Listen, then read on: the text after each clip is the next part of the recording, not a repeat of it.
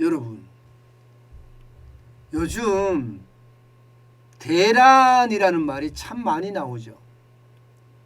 대란이라는 말이 진짜 많이 나오는 이유는요, 그만큼 우리 경제가 어렵다는 이야기예요.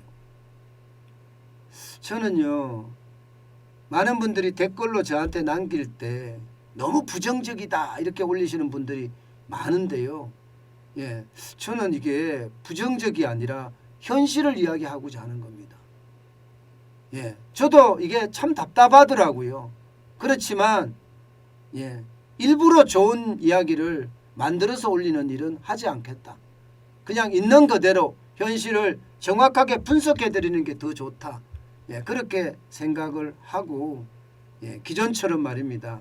그냥 예, 좋은 희망을 불어넣는 거. 희망의 지표가 나오면 희망을 이야기하겠지만 희망의 지표가 나오지 않은데도 희망의 지표가 나왔다고 이야기는 하지 않겠다. 저는 처음부터 그랬고 지금도 그러고 있습니다. 예, 많은 분들이 이야기하지만 아이고 제가 그걸 할 수가 없더라고요. 제 양심상. 예, 그래서 대란이라는 표현을 자주 쓰고 있고요. 실제 대란이 일어났기 때문이에요.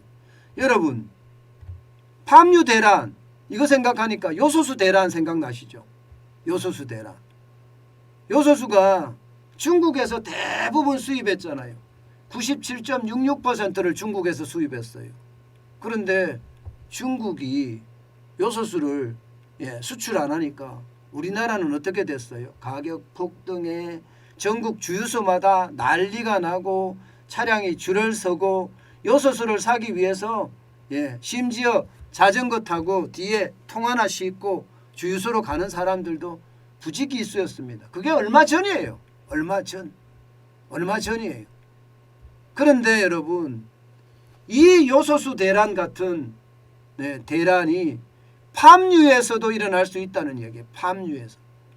뭐 구체적으로 이야기하면 팜유가 아니라 식용유에서 일어나도 수 있다는 거예요. 식용유. 예, 식용유에서도 일어날 수 있다는 겁니다. 그만큼 이 팜유에 대한 인도네시아 정부의 수출 금지는요, 시장에 영향을 많이 미칠 수밖에 없습니다. 여러분, 이거 한번 보세요. 팜유를 인도네시아가 얼마나 수출하는지. 2018년 기준인데요. 인도네시아는 4,057만 톤을 수출을 합니다. 생산을 합니다. 생산을. 그리고 말레이시아는 1,952만 톤을 생산을 하고요.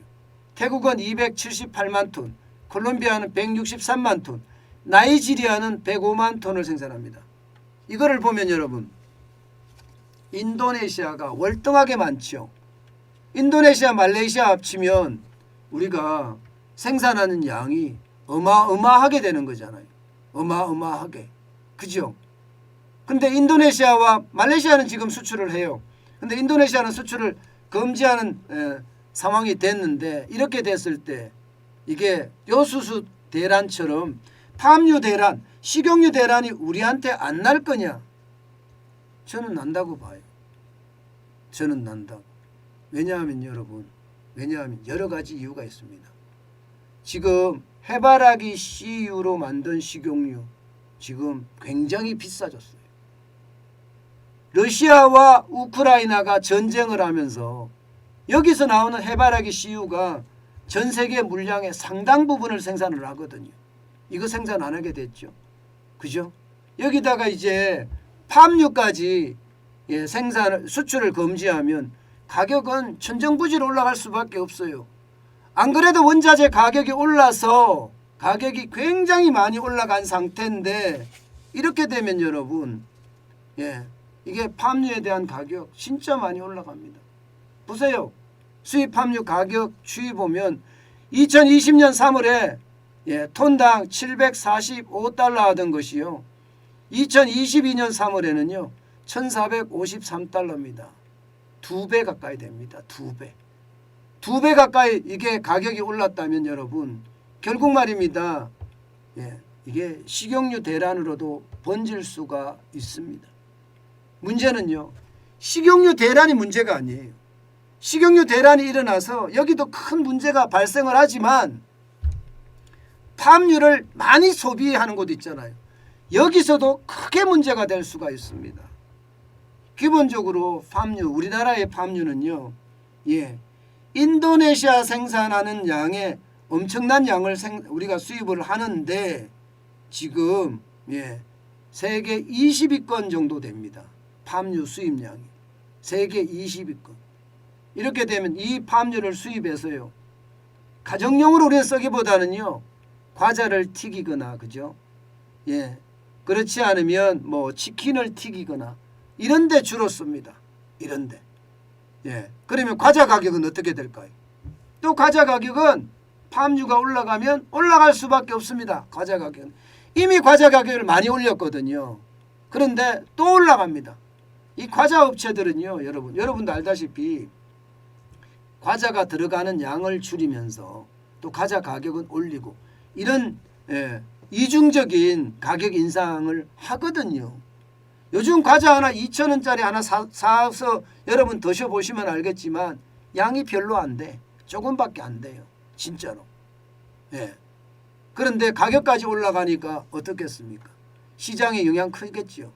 더 큰 문제는 여러분, 더 큰 문제는 화장품의 가격도 인상이 될 수밖에 없다는 겁니다. 여러분 보세요. 지금 이미 화장품들이 미샤만 하더라도 많이 올렸습니다. 미샤만 하더라도.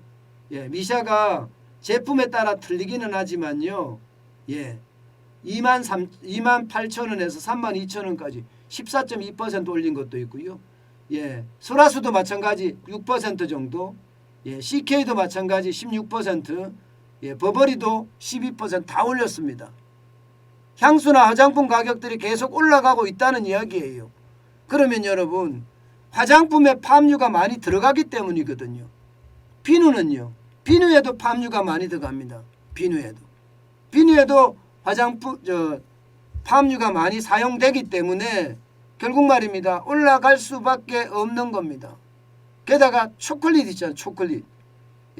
초콜릿에도 카카오 버터 대신에 이게 팜유를 많이 넣거든요. 이렇게 되면 여러분, 결국 시장에서 말입니다.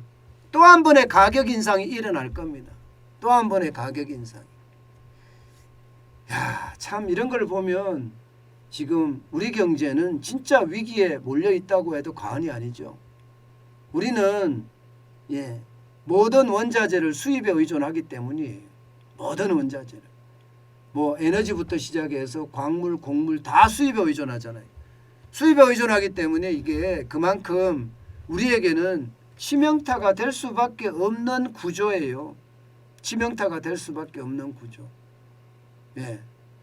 그래서 여러분, 이게 팜유는 이미 사재기까지 일어나고 있다고 이야기할 정도로 시장의 충격은 큰데요. 문제는 인플레이션에 대한 대비책 여러분 단단히 해놓으셔야 됩니다. 단단히. 특히 말입니다. 이게 인플레이션에 대한 대비책이 없잖아요. 그러면 내 돈의 가치가 그만큼 떨어질 수밖에 없고요. 내 돈의 가치가 떨어진다는 것은 써보지도 못하고 가치가 떨어진다는 이야기니까 억울하잖아요. 그래서 저는 여러분에게 다시 한번 말씀드리지만 인플레이션에 대한 대비책 적극적으로 마련해야 됩니다. 적극적으로. 단순하게 말입니다, 여러분. 이게 인플레이션 오겠지, 물가 오르겠지 이렇게 이야기하는 것이 아니라 내가 인플레이션을 피하기 위해서 어떻게 대응해야 될까? 이거 오늘 고민 많이 하셔야 될 겁니다.